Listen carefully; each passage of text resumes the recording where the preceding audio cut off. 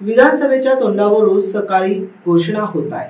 लाडका काका, लाडकी काकी अशा सगळ्या योजना येण्याची शक्यता आहे. आमचं एकच म्हणणं आहे, लाडकी बायको योजना काढा, असं राष्ट्रवादी शरद पवार गटाचे प्रदेशाध्यक्ष जयंत पाटील यांनी जालन्यातील निष्ठावंत कार्यकर्ता मेळाव्यात.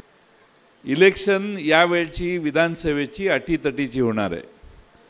तुम्ही असं समजू नका की सोपं आहे, कारण आपण नैतिक अधिष्ठानावर आपली निवडणूक करतोय, विचारांवर आपली निवडणूक लढवतोय. आणि मागच्या 10 वर्षात जी महाराष्ट्राची अधोगती झाली आहे त्या मुद्द्यांवर आपण निवडणूक लढवणार आहे.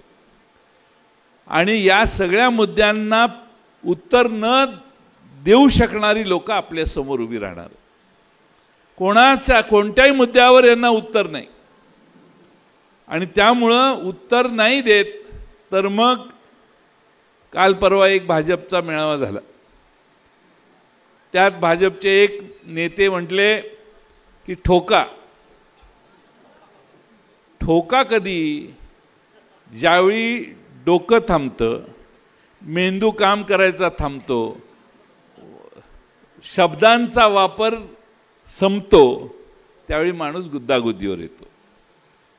आणि त्यामुळं समोरच्या लोकांचा हा जो पवित्र आहे तो पवित्राच महाराष्ट्राला हे सांगून जातो की पायाखालची वाळू बरीच सरकलेली आहे, आता ह्यांचं काही खरं नाही. आता एवढ्या घोषणा व्हायला लागल्या आहेत, रोज सकाळी एक घोषणा आहे.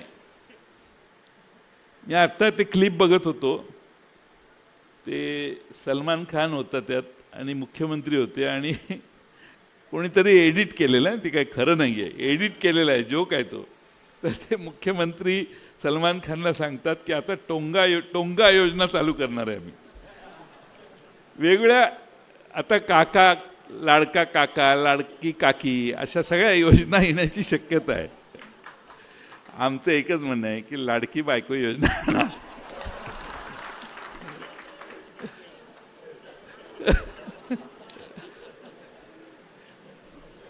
तिच्यावर का अन्याय? सगळ्याच घरातल्यांना, मुलांना, बाळांना सगळ्यांना योजना काढतायत, पण माग किती ताकद आहे, आर्थिक बळ तिजोरीत, याचा हिशेब न करता पाहिजे त्या घोषणा आज दुर्दैवानं चालू आहेत.